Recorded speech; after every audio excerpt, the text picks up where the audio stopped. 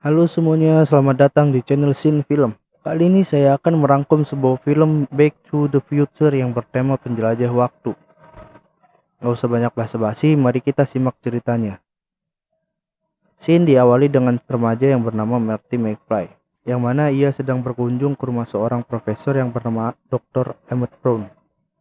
Tetapi sayangnya Dr. Brown sedang tidak ada di rumah. Karena Marty gabut, ia pun memainkan gitar yang ada di rumah itu dengan volume yang sangat kencang. Dan inilah yang terjadi. Tak lama kemudian telepon pun berdering dan ternyata itu adalah Dr. Brown. Dr. Brown meminta tolong pada Marty dan harus menemuinya di jam 1.15 pagi. Belum sempat menutup teleponnya, tiba-tiba alarm jam berbunyi pada pukul 8. Dan ternyata jam itu adalah salah satu eksperimennya si dokter. Dan dokter pun memberitahu Marty bahwa jam itu telat 25 menit. Karena Marty masuk sekolah jam 8, Marty langsung bergegas pergi ke sekolah karena ia sudah telat. Sesampainya di sekolah, ia ketemu dengan pacarnya yang bernama Jennifer. Ketika mereka ingin masuk kelas, mereka dihadang oleh Capsek yang bernama Mr. Strickland. Lalu Mr. Strickland memberi surat keterlambatan kepada mereka berdua. Scene berpindah saat Marty sedang mengikuti audisi di sekolahnya. Karena Marty sangat suka dengan musik rock, jurinya yang sangat nggak suka pun terpaksa tidak meloloskan Marty dari audisinya. Sepulang sekolah, Marty pun berjalan bersama Jennifer sambil menunggu jemputan. Gak lama kemudian ada seorang ibu-ibu yang menghampiri mereka dan meminta sumbangan untuk memperbaiki tower jam yang sudah rusak sejak 30 tahun yang lalu akibat sambaran petir. Marty pun memberikan sumbangan dan mendapatkan sebuah brosur. Sesaat kemudian, ayah Jennifer pun datang dan mereka segera berpisah. Sesampai di rumah, Marty melihat mobil keluarganya rusak parah. Ternyata seseorang yang bernama Biff lah yang telah merusaknya. Biff adalah tukang bully dan suka membuli ayahnya waktu di sekolah dulu, bahkan hingga saat ini. Marty pun menjadi kesal karena dia berencana memakai mobil itu untuk pergi bersama Jennifer. Tetapi ayahnya yang terlalu polos dan lugu tidak bisa berbuat banyak. Keluarga Marty ini adalah keluarga biasa.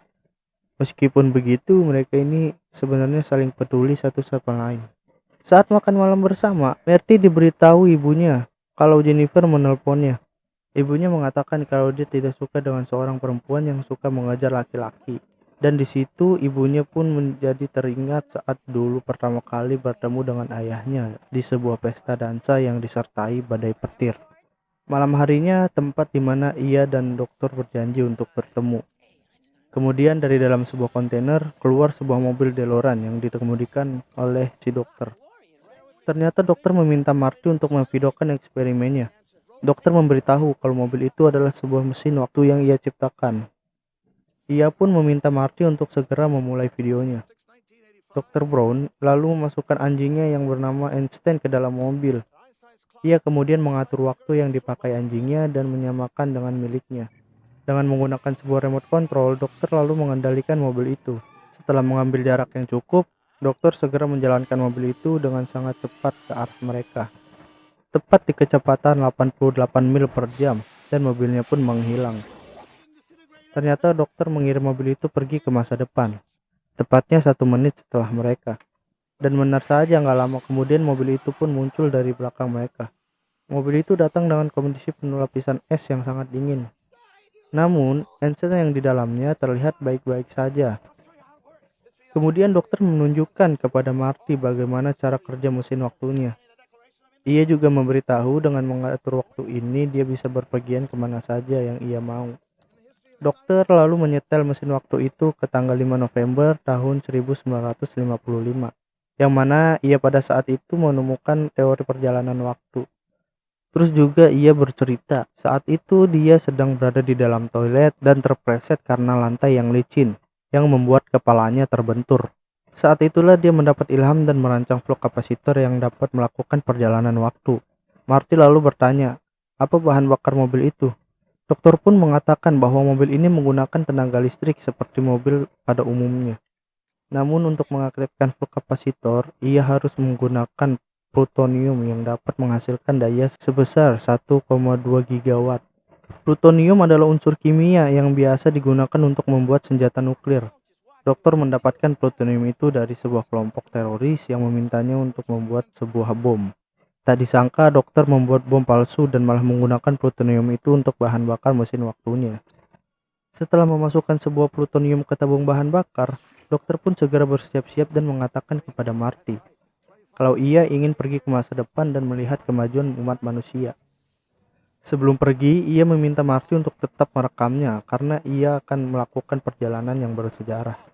Tiba-tiba dia teringat sesuatu kalau dia lupa memasukkan plutonium cadangan, karena satu tabung hanya cukup untuk sekali perjalanan. Tak disangka teroris yang sudah tertipu dokter mendatangi mereka, dan tanpa basa-basi mereka menembaki Dr. Brown.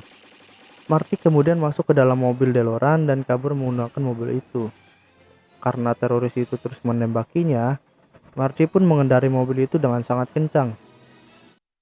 Hingga akhirnya mobil itu menyentuh kecepatan 88 mil per jam. Mobil itu pun langsung menghilang dan membawa Marty ke sebuah ladang pertanian yang luas. Karena saking kencangnya, Marty menabrak sebuah gudang dan membuat pemiliknya menjadi terbangun. Marty pun segera kabur dari gudang tersebut. Sepanjang perjalanan, Marty masih menganggap kalau itu semua tidak nyata. Tiba di perumahan tempat di mana ia tinggal. Marty pun dibuat terkejut oleh tempat itu, yang ternyata perumahan itu belum dibangun dan masih berupa area persawahan. Marty segera naik ke DeLorean untuk melanjutkan perjalanan. Tapi sayangnya bahan bakarnya sudah habis, dan ia pun menyembunyikan mesin waktu itu. Karena nggak ada kendaraan, mau nggak mau dia harus berjalan kaki ke kota.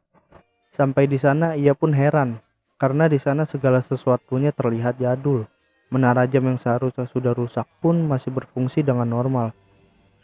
Kemudian ada seseorang yang membuang surat kabar dan Marty mengambilnya. Ia kemudian menyadari kalau saat ini berada di tahun 1955. Marty kemudian masuk ke dalam sebuah kafe dan memakai telepon umum di sana.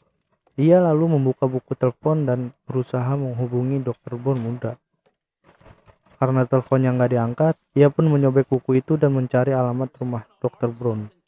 Lalu Marty memesan sebuah minuman dan duduk dengan seorang pria di sebelahnya. Tiba-tiba ada segerombolan anak nakal memanggil McFly. Marty mengira mereka memanggilnya. Ternyata pria yang di sebelahnya lah yang mereka maksud. Marty kemudian terkejut. Sepertinya ia familiar dengan pria itu. Sambil terus-terusan membuli, Biff juga meminta McFly untuk mengerjakan PR-nya. Setelah mereka pergi, Marty segera bertanya pada pria itu untuk memastikan siapa namanya. Pria itu pun menjawab, "Ya, nama saya adalah George McFly." Dan Marty pun yakin kalau orang itu adalah ayahnya yang masih muda. Lalu seorang pelayan datang dan bertanya, kenapa ia diam saja. Pria itu juga menasehati jika menjadi laki-laki harus berani. Dia juga mengatakan kalau suatu saat dirinya juga ingin menjadi seorang yang sangat penting. Marty pun mengatakan kalau pria itu nantinya akan menjadi seorang wali kota. Tentu saja Marty bisa bilang begitu, karena di masanya ia adalah wali kota. Marty tidak menyadari kalau ayahnya sudah pergi. Dia pun segera mengejarnya dan menemukan ayahnya sedang memanjat pohon. Di atas pohon itu, ayahnya sedang mengintip seseorang yang lagi ganti baju. Karena kurang hati-hati, ia pun terjatuh dari pohon dan berada di tengah jalan. Karena hampir tertabrak mobil, Marty segera menyelamatkan ayahnya. Namun sayangnya justru malah ia yang tertabrak dan akhirnya pingsan. George yang melihat itu ketakutan lalu kabur. Orang yang menabrak itu segera menolong Marty dan membawa ke rumahnya. Gak lama kemudian Marty terbangun di sebuah rumah dan terlihat seorang gadis di depannya. Dan ternyata gadis itu bernama Lauren atau ibu kandungnya Marty yang masih muda. Lauren mengatakan kalau dirinya pingsan karena kepalanya terbentur. Saat mau berdiri, ternyata Marty hanya menggunakan celana dalam. Karena malu, ia pun langsung menutupnya dengan sebuah selimut. Ia lalu memberitahu kalau namanya adalah Marty. Lauren kemudian hendak menghelus kepala Marty. Tiba-tiba ibunya memanggil mereka. Karena kaget, Lauren pun segera meminta Marty untuk memakai celananya. Kemudian ibunya mengajak Marty untuk makan malam bersama mereka. Mereka adalah kakek dan neneknya Marty. Terlihat Lauren duduk berdekatan dengan Marty, karena sepertinya dia suka dengan Marty. Kemudian ibunya Lauren bertanya kepada Marty, apakah ia mengenal ibunya? Karena wajahnya terlihat tidak asing baginya. Tiba-tiba Lauren mengatakan kepada ibunya, Lebih baik Marty menginap saja karena luka memar di kepalanya mungkin belum saja sembuh. Ibunya pun menyetujuinya. Karena Marty merasa bakal dapat masalah, kemudian Marty memutuskan untuk segera berpamitan malam itu. Marty akhirnya berhasil menemukan alamat Dr. Brown. Setelah mengetuk pintu, Dr. Brown pun keluar dengan menggunakan alat aneh di kepalanya. Ia juga meminta Marty untuk masuk ke rumahnya. Kemudian sambil menghidupkan mesin, ia menempelkan sesuatu di kening Marty. Ternyata alat itu adalah alat untuk membaca pikiran, yang tentu saja semua tebakan dokter meleset. Marty kemudian melepaskan alat itu dan mengatakan kalau ia datang dari masa depan menggunakan mesin waktu yang dokter ciptakan. Marty juga meminta untuk mengembalikannya ke tahun 85. Dokter pun terkejut. Marty tetap meyakinkan Dr. Brown kalau dia sudah berhasil menciptakan mesin waktu itu. Tentu saja Dr. Brown tidak percaya. Karena di tahun itu Marty belum lahir dan Dr. Brown belum kenal siapa Marty. Marty kemudian menunjukkan SIM-nya yang aktif sampai tahun 87. Dia juga menunjukkan foto bersama saudaranya, yang mana di foto itu saudara perempuannya menggunakan baju bertuliskan tahun 84. Dr. Brown tetap tidak mempercayainya. Ia pun segera keluar rumah dan menuju laboratoriumnya. Setelah itu ia meminta Marty untuk pergi dan tidak mengganggunya. Gak kehabisan akal, Marty lalu mengatakan kalau dia mengetahui luka memar di kepalanya. Saat itulah ia menemukan inspirasi tentang teori perjalanan waktu. Dr. Brown pun terkejut. Bagaimana dia bisa mengetahui semua itu? Kemudian Marty mengajak dokter ke tempat mesin waktu yang disembunyikannya. Dokter pun menunjukkan sebuah sketsa yang dia gambar setelah terjatuh dari toilet. Dan ternyata itu adalah flux kapasitor. Marty segera membuka pintu mobil itu dan menunjukkan flux kapasitor kepada Dr. Brown. Kapasitor itu sama persis dengan gambar miliknya. Sampai di rumah, Marty menunjukkan video rekamannya kepada dokter. Di saat dokter menonton video tersebut, dokter pun melihat dirinya sendiri tetap memiliki rambut 30 tahun yang akan datang. Di dalam video itu, Dr. Brown juga mendengar kalau mobil itu bertenaga listrik. Namun ia membutuhkan reaksi nuklir sebesar 1,2 gigawatt agar flux kapasitor dapat berfungsi. Dokter pun kemudian terkejut mendengar itu dan tidak mempercayainya. Bagaimana mungkin ada tenaga listrik sebesar itu? Marty kemudian mengatakan kalau ia hanya membutuhkan sedikit plutonium. Dokter mengatakan kalau hal itu mustahil, dan di zamannya barang seperti itu sangatlah sulit. Lalu Dr. Brown mengatakan kalau tenaga sebesar itu hanya bisa dihasilkan oleh sebuah petir yang dahsyat. Lalu Marty teringat brosur yang pernah ia dapat dan menunjukkan kepada dokter. Di dalam brosur itu tertulis kalau petir akan menyambar tower jam pada Sabtu malam nanti. Dokter kemudian punya ide untuk menyalurkan energi petir itu ke dalam flux kapasitor agar mesin waktu bisa berfungsi dan mengembalikan Marty ke masa depan. Karena masih ada waktu seminggu, Marty berencana untuk berjalan-jalan di tahun 55. Lalu dokter pun berkata, Marty tidak boleh berpergian kemana-mana, terutama bertemu dengan orang-orang yang dikenalnya, karena nanti dapat mempengaruhi kejadian di masa depan. Marty mengatakan kalau dia sudah bertemu dengan kedua orang tuanya yang masih muda. Dokter kemudian meminta Marty memperlihatkan foto saudaranya. Dia melihat kalau kepala kakaknya di foto itu hilang. Dokter juga memiliki sebuah teori tentang kemungkinan kakaknya yang dihapus dari keberadaannya. Sesuai garis waktu sejarah, orang tuanya seharusnya menikah kemudian ibunya melahirkan Marty dan saudaranya. Namun tanpa sengaja Marty dari masa depan bertemu dengan ibunya yang masih muda. Hal ini diperparah dengan sikap ibunya yang jatuh cinta kepada Marty.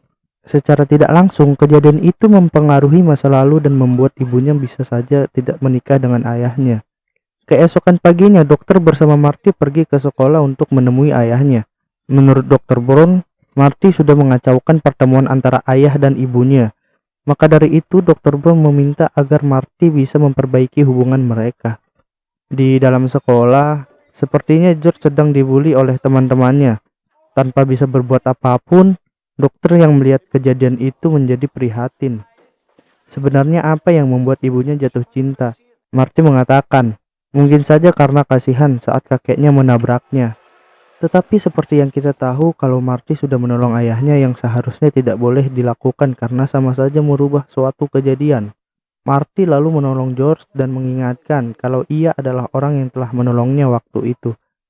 Kemudian Marty juga mengajaknya bertemu dengan Lauren. Marty bermaksud mengenalkan George kepada Loren. Sayangnya perkenalan itu tidak berjalan dengan mulus. Loren malah terlihat senang karena bertemu dengan Marty. Untung saja bel sekolah berbunyi dan harus segera masuk kelas. Saat itulah dokter juga mendengar kalau Loren berkata Marty adalah pria idamannya. Situasi menjadi semakin sulit.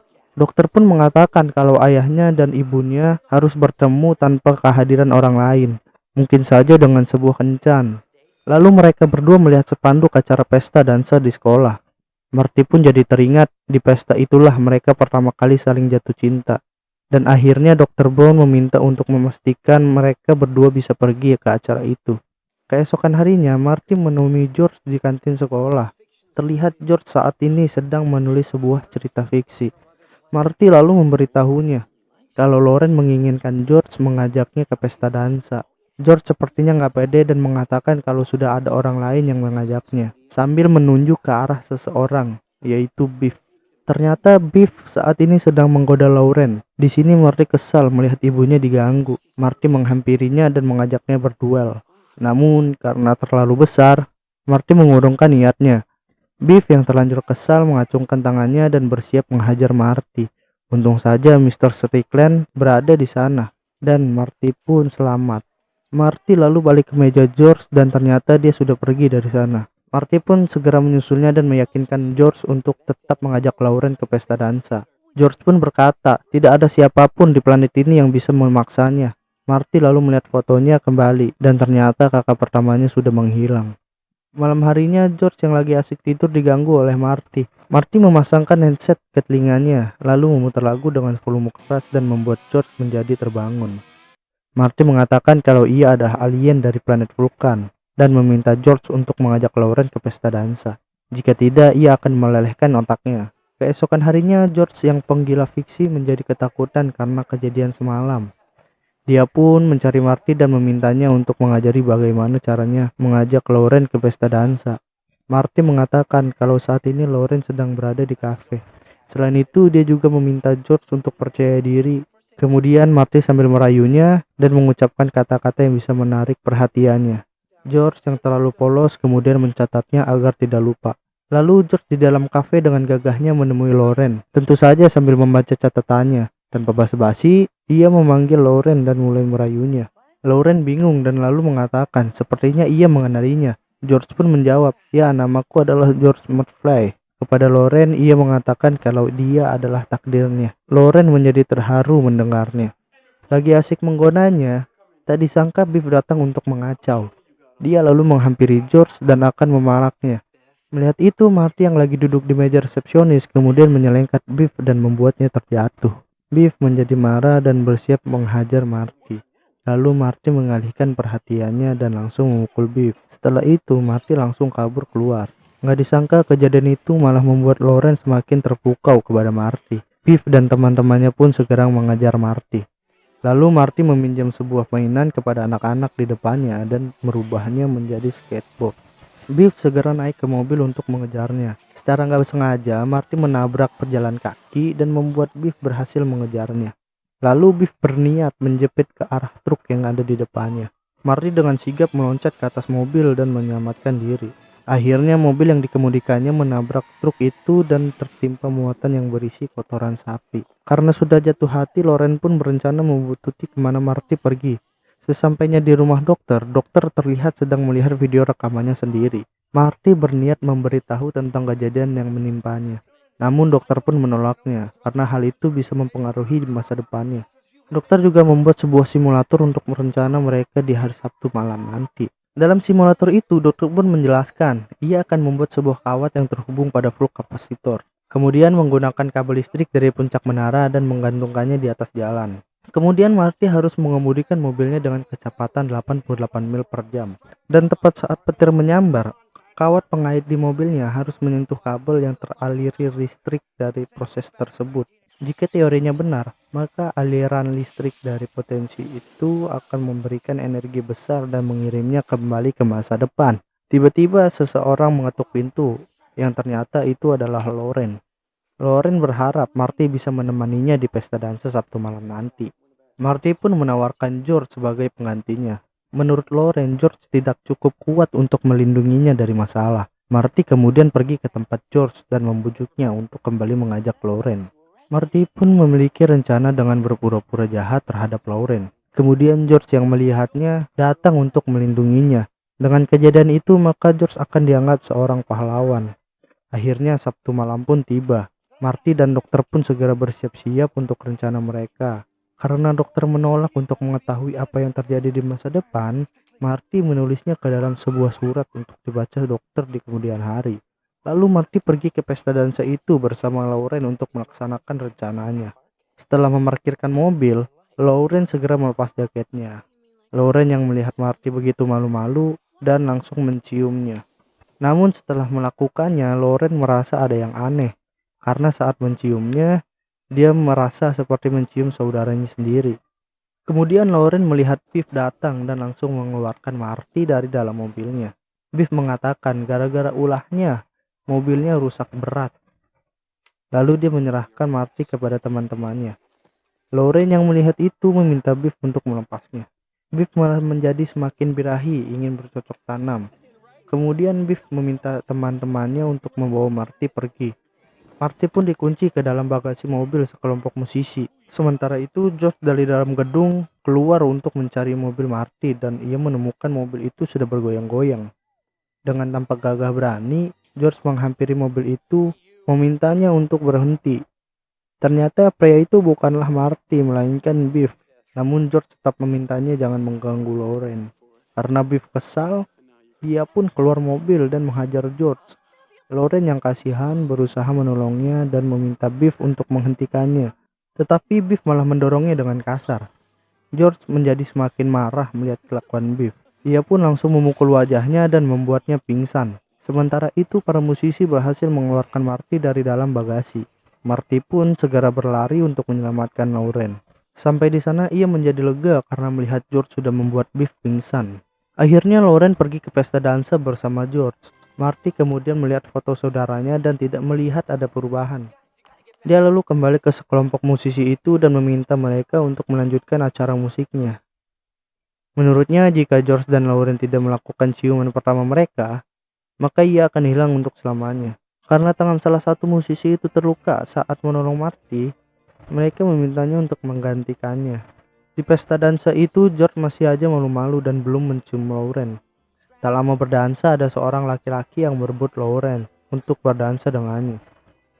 Karena itu Marty menjadi semakin lemah dan keberadaannya mulai menghilang. Untung saja George merebut Lauren kembali. Dan akhirnya mereka berciuman untuk pertama kalinya. Marty menjadi sehat kembali dan melihat foto saudaranya sudah kembali utuh. Sepertinya semua berjalan dengan lancar. Lalu Marty melepas gitarnya dan segera pergi dari sana. Tanpa sengaja ia bertemu dengan ibunya dan mereka pun berpamitan. Marty kemudian mendatangi Dr. Brown yang sudah selesai mempersiapkan semuanya. Sambil membuka penutup mesin waktu, Marty memberitahu kalau rencananya berhasil dan foto saudaranya kembali seperti semula. Dr. Brown kemudian menunjukkan waktu ini sudah diatur tepat di waktu Marty pergi dengan mesin waktunya. Marty segera pamit dan mereka akan berjumpa lagi 30 tahun mendatang. Kemudian ia segera masuk mobil dan memberikan sebuah surat yang ia tulis kepada Dr. Brown. Namun Dr. Brown malah merobeknya, karena informasi dari masa depan bisa merusak sejarahnya. Tiba-tiba sebuah ranting pohon tumbang dan membuat sambungan kabel menjadi putus. Dokter pun segera naik ke atas dan melemparkan sebuah tali untuk menarik sambungan kabel di bawah. Setelah Marty membantunya, ia segera naik ke mobil dan bersiap-siap. Karena surat itu sudah dirobek, Marty merubah setelan waktu dan memundurkan waktunya sedikit untuk menolong dokter di masa depan. Kabel yang akan disambung ternyata kurang panjang karena tertiban ranting. Lalu ia menarik kabel itu dengan sekuat tenaga. Karena menarik terlalu kencang, kabel sambungan yang ada di bawah pun menjadi lepas. Setelah menyambung kabel di atas dengan sebuah kabel yang masih menyangkut di pohon, dokter pun meluncur ke bawah. Tepat saat petir menyambar, dokter pun berhasil menyambung kabel itu dan Marty yang melewatinya membuat aliran energi petir itu masuk ke dalam mesin waktu. Dan ia pun berhasil kembali ke masa depan. Dan dia juga punya cukup waktu untuk menolong Dr. Brown. Tapi sayangnya, mobilnya malah mogok. Gak lama para teroris itu terlihat melewatinya. Marty segera lari ke tempat Dr. Brown berada. Namun sayangnya ia terlambat, dan dia melihat Dr. Bond yang sudah tertembak oleh teroris itu. Ia juga melihat dirinya sendiri yang menaiki mesin waktu saat lari dari kejaran teroris itu. Setelah itu ia berlari ke arah Dr. Bond yang sudah tertembak. Tiba-tiba Dr. Bond terbangun dan membuat Marty terkejut. Ternyata Dr. Bond memakai bodi anti peluru dan menunjukkan surat dari Marty. Ternyata Dr. Bond membaca surat yang diberikan Marty kepadanya. Dokter pun lalu mengantarkan Marty pulang, dan ia pun berencana pergi ke masa depan. Marty juga memintanya untuk bertemu dengannya yang mungkin saja sudah berumur 47 tahun. Setelah berpamitan, dokter pun segera pergi menggunakan mesin waktunya. Keesokan harinya seperti biasa Marty terbangun, dan kemudian ia melihat seperti ada yang berubah di dalam rumahnya. Ia juga melihat saudaranya yang terlihat berbeda dari sebelumnya. Ayahnya juga tidak terlihat culun seperti sebelumnya, dan keluarga mereka pun terlihat lebih bahagia. Ibunya lalu memberitahu Marty kalau Jennifer menelponnya dan mengingatkan kencan mereka. Tapi Marty mengatakan sepertinya tidak jadi karena mobilnya rusak. Ayahnya pun menjadi kaget, lalu melihat keluar dan mengatakan kalau mobilnya tidak rusak. Terlihat juga sekarang Biff menjadi pesuruh mereka, akibat dari perbuatan ayahnya di masa lalu yang berhasil mengalahkan Biff. Sejarah di masa depan pun menjadi berubah. Biff kemudian masuk ke dalam rumah dan membawa sebuah paket yang isinya adalah sebuah buku novel berisi tulisan ayahnya. Biff kemudian memberikan sebuah kunci mobil untuk pergi bersama Jennifer. Tak lama kemudian, Jennifer pun datang menghampiri Marty. Marty pun menjadi bahagia karena semua berjalan dengan lebih baik.